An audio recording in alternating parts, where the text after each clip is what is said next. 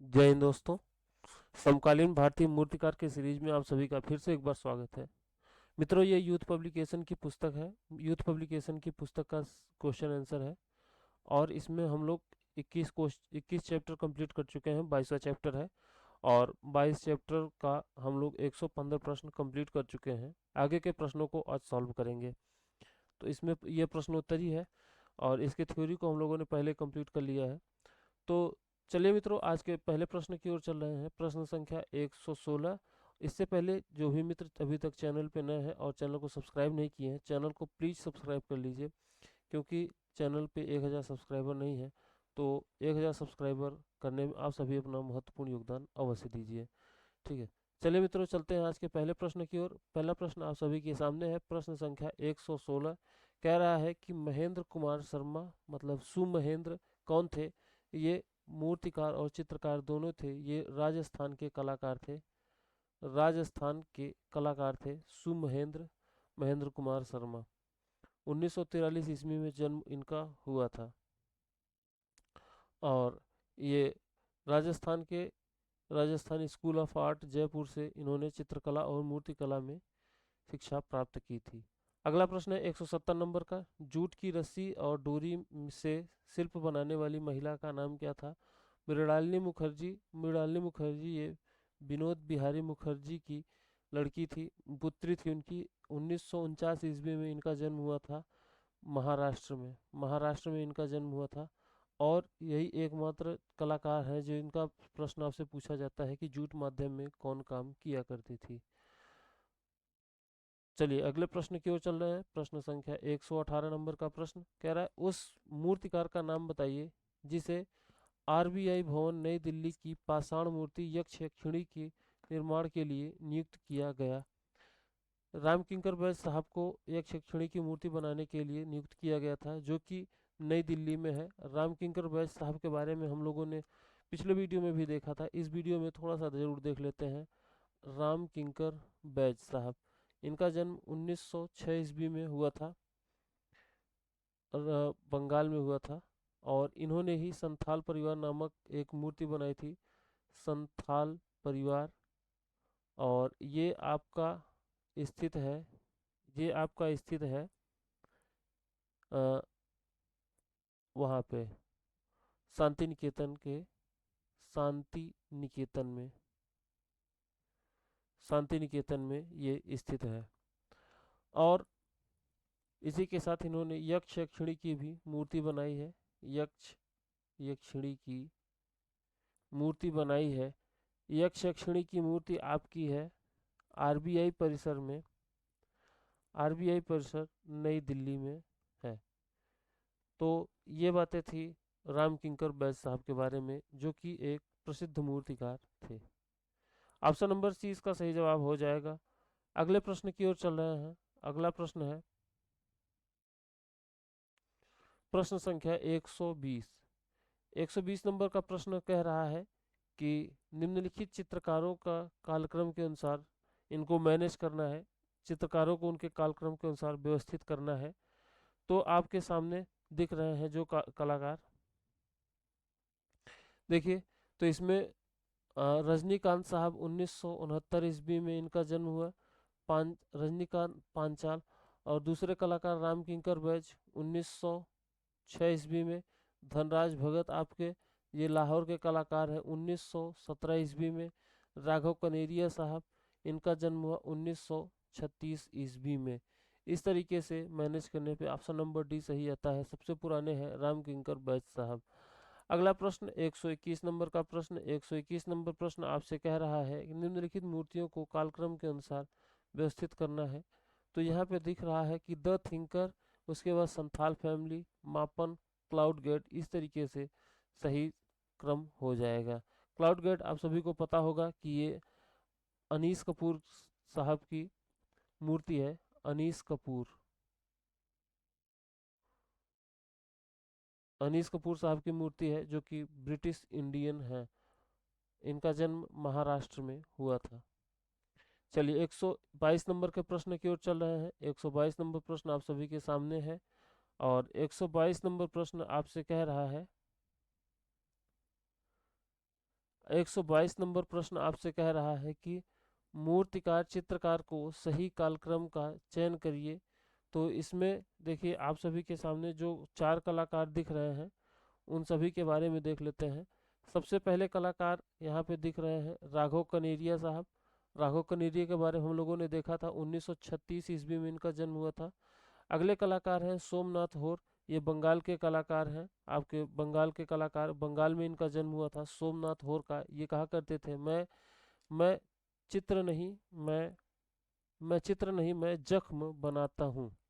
सोमनाथ होर साहब कहा करते थे मैं चित्र नहीं मैं जख्म बनाता हूँ।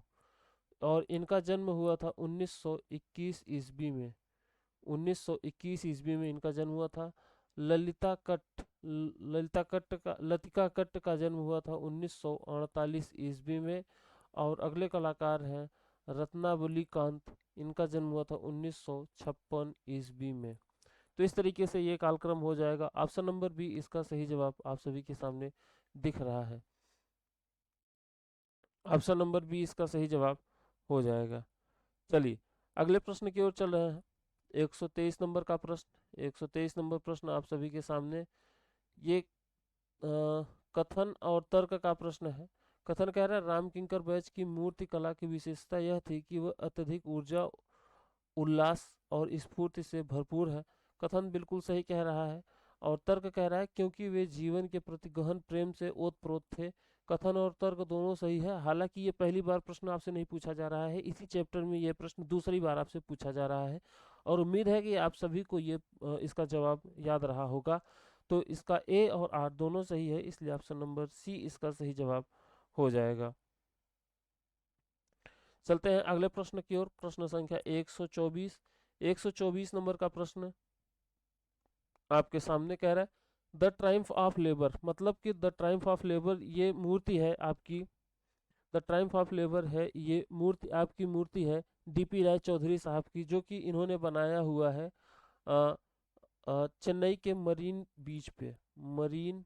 बीच पे इसको बनाया हुआ है। और इसको हिंदी में कहते हैं श्रम का विजय। देखिए 1959 ईस्वी में डीपी राय चौधरी द्वारा बनाया गया एक सार्वजनिक मूर्तिकला संरचना है जो यह दर्शाती है, जो क्या दर्शाती है, ये बहुत महत्वपूर्ण है क्योंकि इसमें ये टॉपिक आपको मूल रूप से जानना पड़ेगा।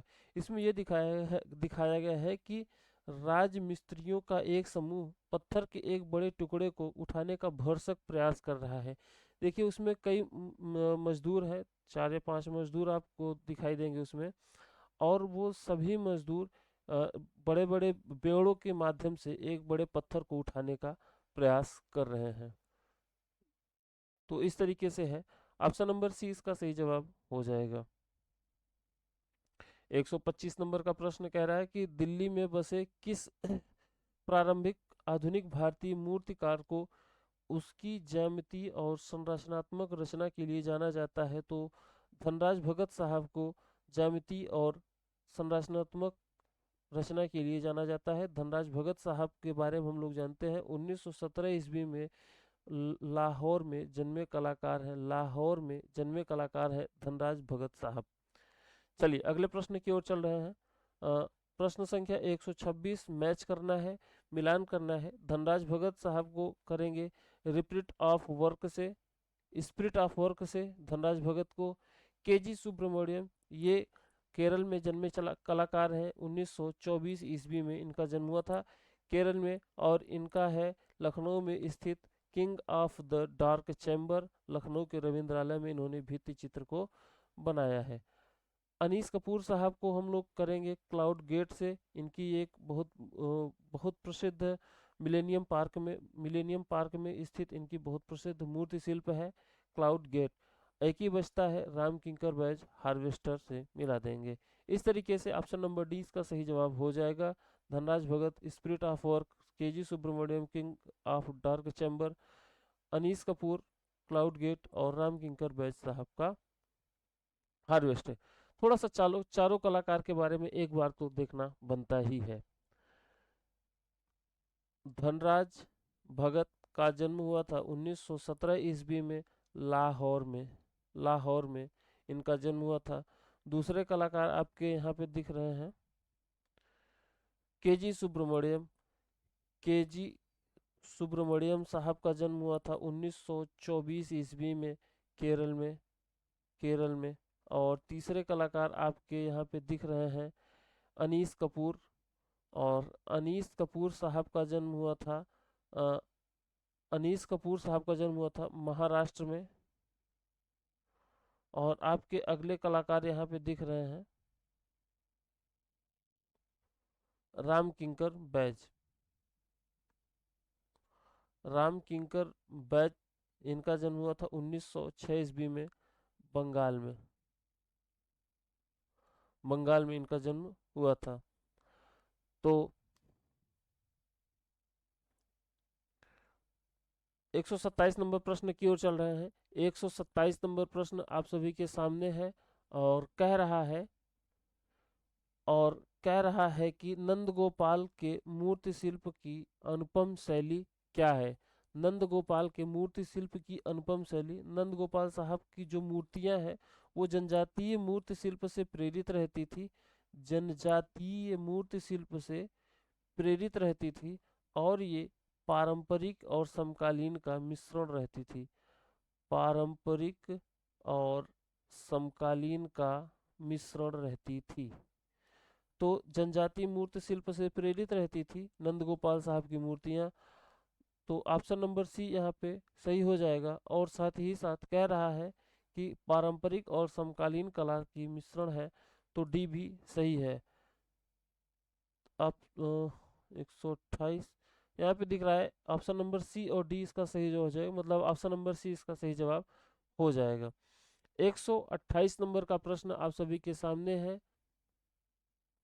128 नंबर का प्रश्न कह रहा है इनको कालक्रम के अनुसार व्यवस्थित करिए। तो इनमें सबसे पुरानी जो है एक ब्राइट को नंबर 1 पे रखेंगे। इसके बाद दूसरी आपकी है अशोका द कलिंगा, इसको नंबर 2 पे रखेंगे। और ये मीरा साहब की मूर्ति है, मीरा साहब की कृति है अशोका द कलिंगा। अगला है ग्लोबल ग्लोबल एगोनी, नहीं, धनश्री को तीसरे नंबर पे रखेंगे और ग्लोबल एगोनी को हम लोग रखेंगे चौथे नंबर पे। तो यहाँ से बी ए डी सी सही क्रम हो जाएगा। बी ए डी सी सही क्रम हो जाएगा।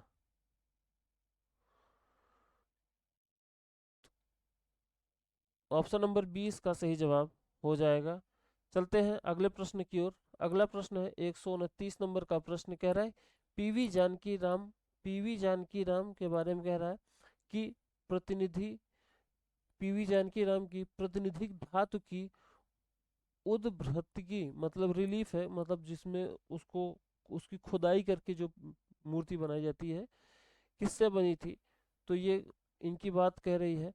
तो ये बनी हुई थी रेप्रीजो प्रोसेस माध्यम से इन्होंने बनाई हुई थी। ऑप्शन नंबर डी इसका सही जवाब हो जाएगा। 130 नंबर का प्रश्न कह रहा है कि उत्तर प्रदेश के उस प्रसिद्ध कलाकार का नाम बताइए जिसका जन्म नरेंद्र नगर टिहरी गढ़वाल में हुआ है। अवतार सिंह पवार का जन्म टिहरी गढ़वाल में हुआ है। उत्तर प्रदेश नहीं, ये उत्तराखंड होगा। उत्तराखंड में हुआ था अवतार सिंह पवार साहब का। ऑप्शन नंबर बी इसका सही जवाब हो जाएगा। 131 नंबर प्रश्न कहा जा रहा है कि नागेंद्र नागजी पटेल, नागजी पटेल प्रसिद्ध हैं। नागजी पटेल, सबसे पहली बात तो ये गुजरात के कलाकार हैं। गुजरात के कलाकार हैं नागजी पटेल और ये मूर्तिकार के रूप में प्रसिद्ध हुए हैं। तो यहाँ से ऑप्शन नंबर ए इसका सही जवाब हो जाएगा। 132 नंबर के प्रश्न की ओर चल रहे हैं। कह रहे हैं कान से वो अन्य धातुओं में गढ़ी भारतीय प्रतिमा विद्य संबंधी रूपों पर आधारित रिपुजे मूर्ति किसने तैयार की। तो रिपुजे मूर्ति को तैयार किया है पीवी जानकी राम ने। ऑप्शन नंबर डी इसका सही जवाब हो जाएगा। 133 नंबर प्रश्न एक ब्राइड की मूर्ति किसने बनाई है। तो इसे बनाया है प्रदोष दासगुप्ता। ये वो बंगाल के कलाकार हैं, पश्चिम बंगाल के कलाकार हैं। कलकत्ता ढाका में इनका जन्म हुआ था। ढाका में 1932 ईस्वी में, यहाँ पे लिखा हो। अगला प्रश्न है, अमरनाथ सहगल सहगल सहगल किस रूप में प्रसिद्ध है? तो ये मूर्तिकार के रूप में प्रसिद्ध हुए हैं अमरनाथ सहगल साहब। ऑप्शन नंबर सी इसका सही जवाब हो जाएगा। 135 नंबर प्रश्न की ओर चल रहे हैं। कह रहा है डीपी राय चौधरी किस संस्था में किस संस्था में अध्यापक थे? तो ये मद्रास कला विद्यालय में, गवर्नमेंट कॉलेज ऑफ मद्रास में ये मतलब अध्यापक के रूप में इन्होंने काम किया। डीपी राय चौधरी का जन्म 1899 ईस्वी में हुआ था और इनकी मृत्यु 1975 ईस्वी में हुई थी। ये बंगाल में इन्होंने कला की शिक्षा प्राप्त की थी अवनींद्र नाथ टैगोर के संरक्षण में। ऑप्शन नंबर सी इसका सही जवाब हो जाएगा। देखिए इनकी कुछ प्रमुख कृतियां हैं। मूर्ति में इन्होंने मूर्ति माध्यम में श्रम का विजय, जब शीत ऋतु आती है, सड़क बनाने वाले और स्नान करती हुई नारी। चित्र माध्यम में इन्होंने काम किया है भूतिया औरत, तिब्बत की बालिका, लेप्चा कुमारी, कौतूहल, मुसाफिर, खतरनाक रास्ते, तूफान के बाद, आरती और स्नान घाट। चलते हैं 136 नंबर प्रश्न की ओर। 136 नंबर प्रश्न आप सभी के सामने आ रहा है और ये मिलान करने वाला प्रश्न है। तो पहला यहाँ पे दिख रहा है कि बालन नाम्बियार को संबंधित करेंगे। ये बंगलौर के कलाकार हैं बालन नाम्बियार। दूसरा है रविंद्र रेड्डी नाम से दिख रहा होगा, ये दक्षिण भारत से संबंधित है, तो इनको मिला देंगे हैदराबाद से और कलाकार हैं, कृष्णा रेड्डी भी हैदराबाद से हैं। ठीक है। पृथ्वीपाल लाड्डी ये शिलांग से संबंधित है और मृणालिनी मुखर्जी दिल्ली से, इनको मिला देंगे। तो यहाँ पे दिख रहा है ऑप्शन नंबर डी इसका सही जवाब हो जाएगा। 137 नंबर प्रश्न की ओर चल रहे हैं। कह रहा है मैन विथ डॉग। देखिए मैन विथ डॉग हो गया।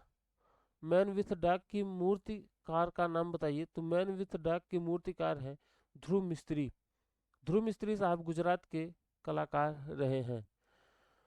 138 नंबर प्रश्न की ओर चल रहे। 138 नंबर प्रश्न कह रहा है कि 138 नंबर प्रश्न आपके सामने है। कह रहा है कि समकालीन त्रासदी को अभिव्यंजित करने वाले शिल्प अधिकतम उन मूर्तिकारों के हैं जिनका संबंध बंगाल या पंजाब से है, क्योंकि दो प्रांत भारत के विभाजन से बुरी तरह से प्रभावित हुए मूर्तिकारों के इस समूह को पहचानिए। तो ये समूह था जैनुल आबदीन, चित्त प्रसाद, बीसी सान्याल साहब के बारे में शायद सभी लोग जानते होंगे, इनका जन्म असम में हुआ था। अमरनाथ सहगल, ये ग्रुप सही है। ऑप्शन नंबर 20 का सही जवाब हो जाएगा। 139 नंबर प्रश्न, निम्न मूर्तियों को उनसे संबंधित माध्यमों में सुमेलित करना है। मूर्तिकार को मूर्तियों से सुमेलित करना है। तो यहाँ पे दिख रहा है सतीश गुजराल। पहला यहाँ पे दिख रहा है सतीश गुजराल, और सतीश गुजराल को हम लोग करेंगे बर्नवुड, जली हुई लकड़ी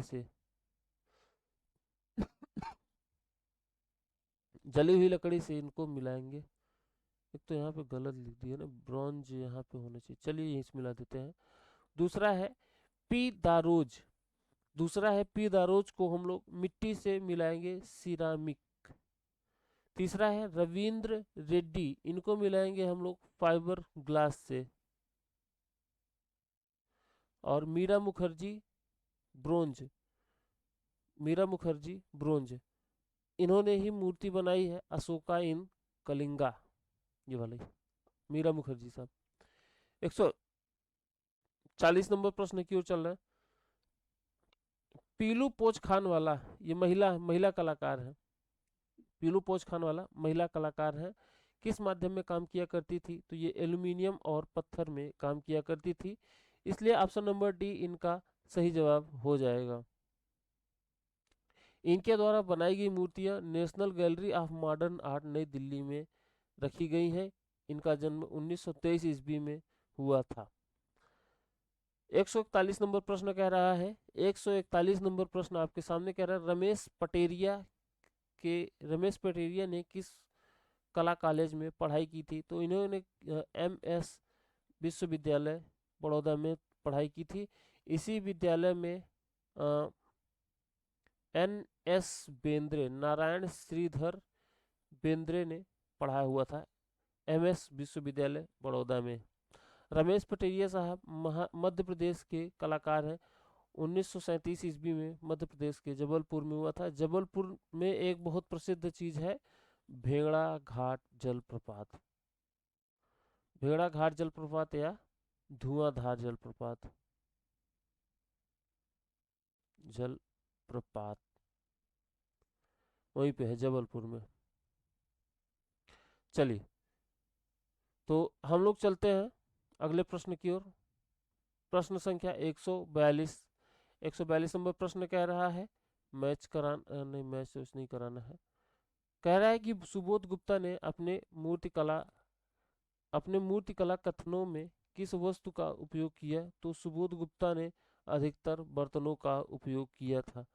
ये बिहार के कलाकार हैं, सुबोध गुप्ता बिहार के कलाकार हैं। 1964 ईस्वी में इनका जन्म हुआ था।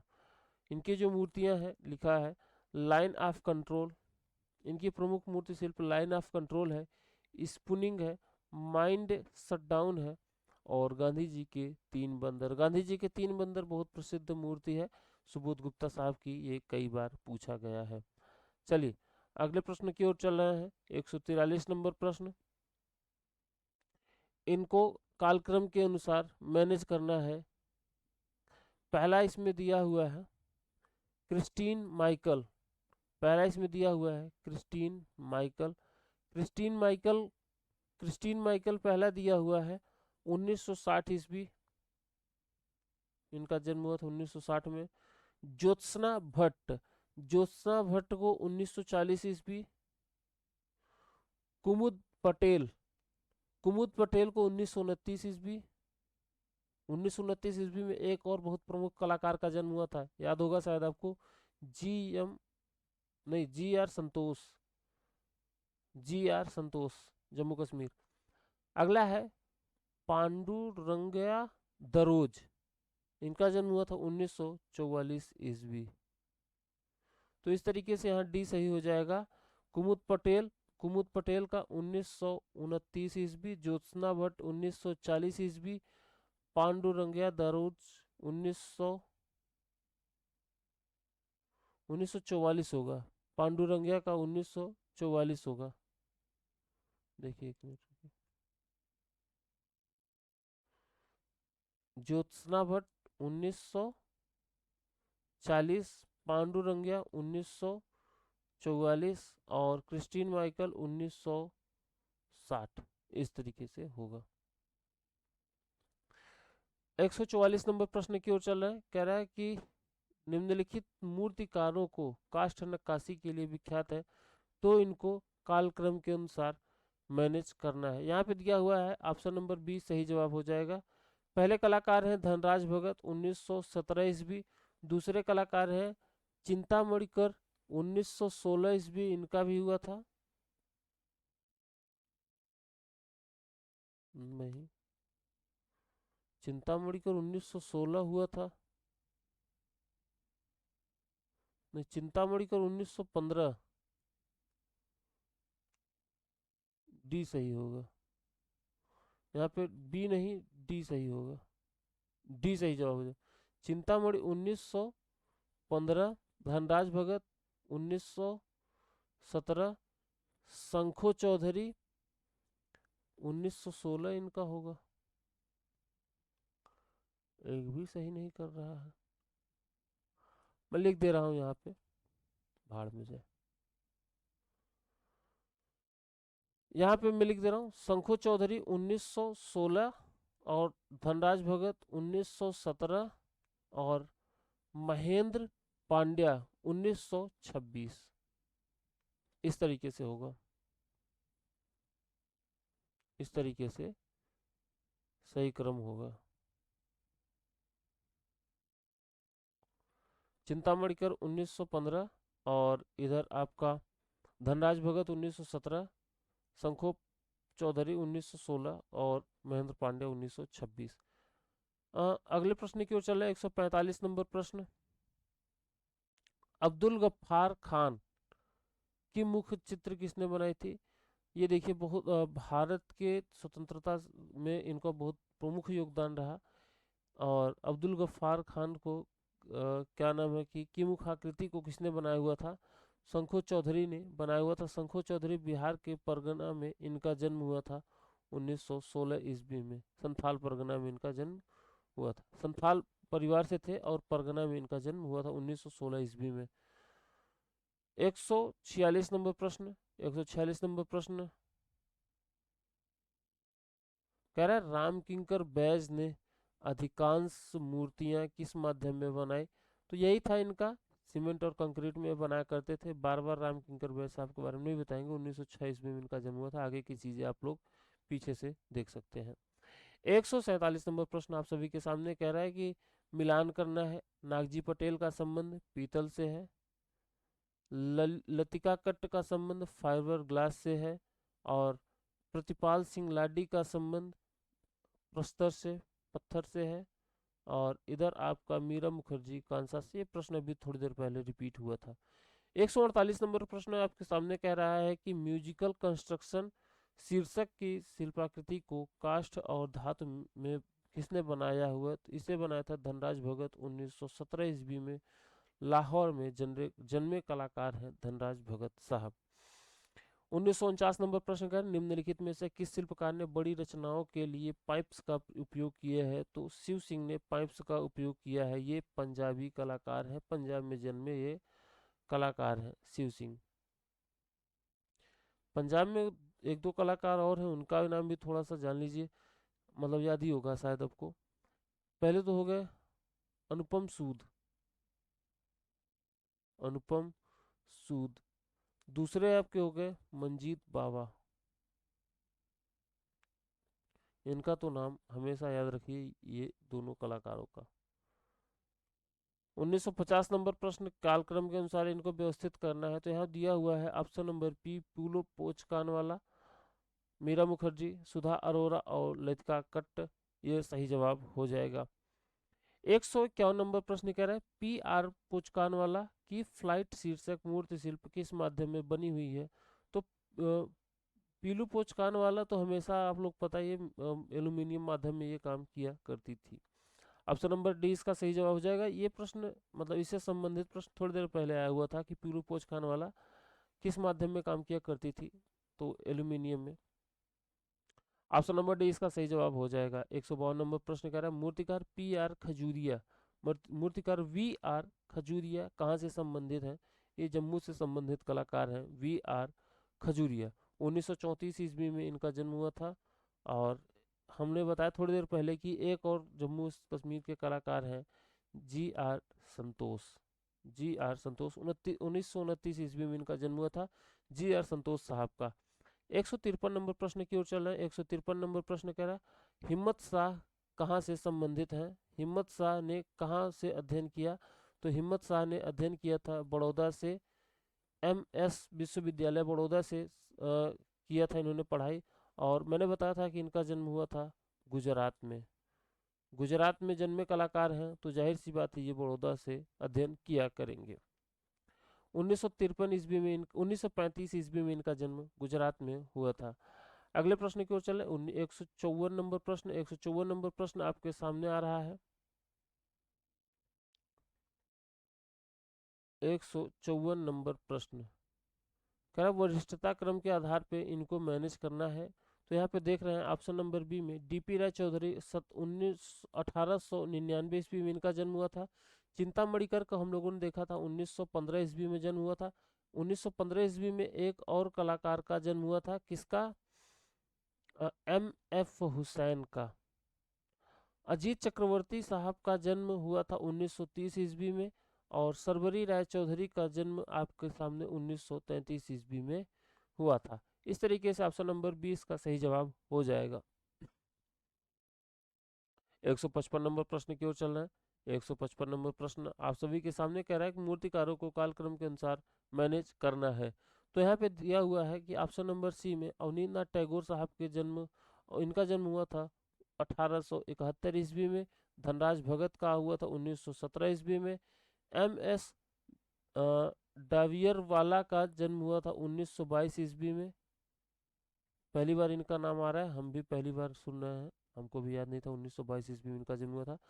और के कुमरी रमण का जन्म हुआ था 1937 ईस्वी में। ये भी नए कलाकार अभी टकराए हुए हैं आप सभी से। ऑप्शन नंबर सी यहाँ पे सही जवाब हो जाएगा। 156 नंबर प्रश्न आप सभी के सामने आ रहा है, कह रहा है कि निम्नलिखित में से किसके कार्य में से मीरा मुखर्जी ने प्रेरणा प्राप्त की थी। तो ये देखिए, ये घड़वा कलाकार से इन्होंने शिक्षा प्राप्त किया हुआ था। और मीरा मुखर्जी साहब ये पश्चिम बंगाल की कलाकार है। 1923 ईस्वी में इनका जन्म हुआ था। अगले प्रश्न की ओर चल रहे हैं। 157 नंबर प्रश्न कह रहा है कि मूर्तिकारों को सही कालक्रम के अनुसार मैनेज करना है। तो यहाँ पे दिख रहा है अजीत चक्रवर्ती, एम धर्मानी, राघव कनेरिया और जे नरझरी, ये सही कालक्रम होगा। ऑप्शन नंबर ए इसका सही जवाब हो जाएगा। पी आर दरोज का मनचाहा माध्यम क्या था। तो पी आर दरोज आंध्र प्रदेश के कलाकार हैं, आंध्र प्रदेश के कलाकार हैं। और इनका जो प्रसिद्ध मतलब कि जो मनचाहा माध्यम था, मित्र का मतलब मिट्टी था, मिट्टी में ये काम किया करते थे। 159 नंबर प्रश्न, 159 नंबर प्रश्न आप सभी के सामने है। और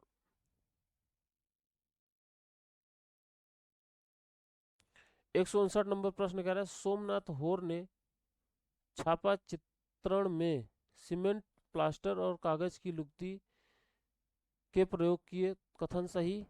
सोमनाथ होर बंगाल के कलाकार हैं और अन्यथा वह वुड्स कार्यों की श्रृंखला तैयार नहीं कर पाता। तर्क भी सही है, इसलिए ऑप्शन नंबर ए इसका सही जवाब हो जाएगा। 160 नंबर प्रश्न कह रहा है मूर्तिकार बलवीर सिंह कट्ट किस विश्वविद्यालय से संबंधित है। तो ये बनारस हिंदू विश्वविद्यालय बीएचयू से संबंधित है।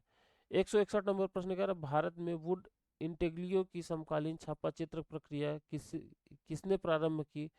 सनतकर ने इसको प्रारंभ किया हुआ था। वुड इंटेग्लियो को शुरू किया था सनतकर ने। 162 नंबर प्रश्न आपके सामने कह रहा है कि मूर्तिकारों जिन्होंने कांस्य माध्यम का चयन किया का सही क्रम क्या होगा। तो यहाँ पे दिख रहा है ऑप्शन नंबर ए में डीपी राय चौधरी 1899 ईस्वी, रामकिंकर बैज 1906 ईस्वी, शंखु चौधरी 1916 ईस्वी और धनपाल साहब 1919 ईस्वी। तो ये कालक्रम सही हो जाएगा। तो यहाँ से ऑप्शन नंबर ए इसका सही जवाब हो जाएगा। डीपी राय चौधरी 1899, रामकिंकर बैज 1906, शंखु चौधरी 1916, एम धनपाल 1919 ईस्वी। 163 नंबर प्रश्न की ओर चल रहे हैं। 163 नंबर प्रश्न आप सभी के सामने है, कह रहा है सही कालक्रम चुनिए।